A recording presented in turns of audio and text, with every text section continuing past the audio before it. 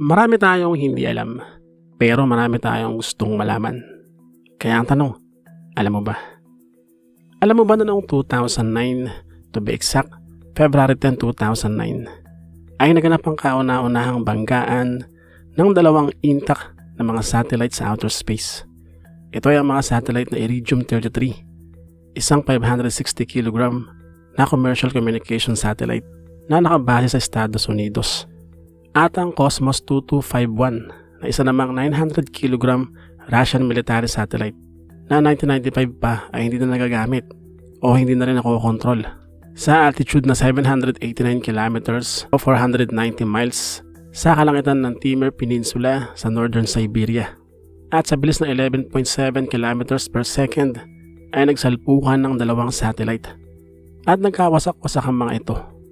Ang collision ay nagresulta tuloy ng pagdami ng mga space debris kung saan ang bilang ng medyo may kalakihan ay mga nasa 2,300 samantala mga nasa 100,000 naman na piraso ang mga maliliit. At ang mga space debris na ito mula sa dalawang satellite ay lubhang nakaapekto sa space traffic dahil syempre kinakailangang iwasan ng mga ito ng iba pang mga satellite na umaorbit din at kabilang din dito ang International Space Station na kinakailangan pang mag-perform ng ilang mga maneuvers o kung tawagin ay collision avoidance maneuvers. Ito ay para lamang makaiwas sa mga naglalakihang debris. Ang Iridium Cosmos Collision ay sinasabing isa sa pinakamalaking kaganapan sa outer space. Alam mo ba na itong si James Harrington, isang radikal na political philosopher, ay hinuli at pinakulong nitong si King Charles II. Ito ay sa Tower of London. Bagaman nagsilbi ito sa kanyang ama na si Charles I. Sinasabing naging threat daw itong si Harrington dito kay Charles II. Ito ay dahil sa muling pagkakatatag ng monarkiya sa Inglaterra matapos ang mahabang panahon ng Civil War. Para kay Charles II ay masyadong subversibo ang mga ideolohiya nitong si James Harrington na ang lundo kasi ay tutol ito sa pagkakaroon ng hari o reyna o ang pagkakaroon nga ng monarkiya. At syempre hindi papayag itong si Charles II dahil siya nga ang hari sa mga sandaling ito. At ang mga ideya nga ni Harrington ay ang nagdala sa kanya sa panganib. 1661 nga ayon na may kulong nga siya at sa paglipas ng mga taon ay nanghina ang kanyang katawan at naapektuhan na rin ang kanyang pag-iisip. Ito'y sa loob nga ng bilangguan. Dahilan para magkaroon na siya ng hallucination o siya ay nabaliw na.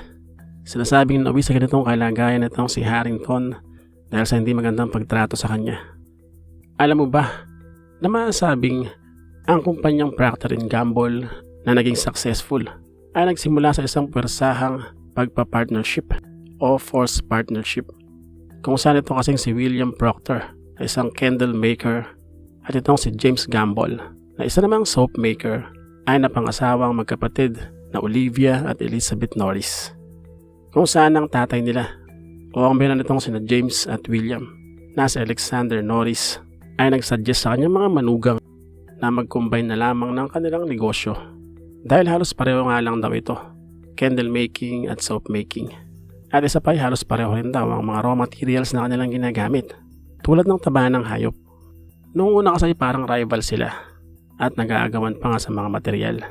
At para kay Alexander Norris ay hindi maganda iyon bilang biyanan nila.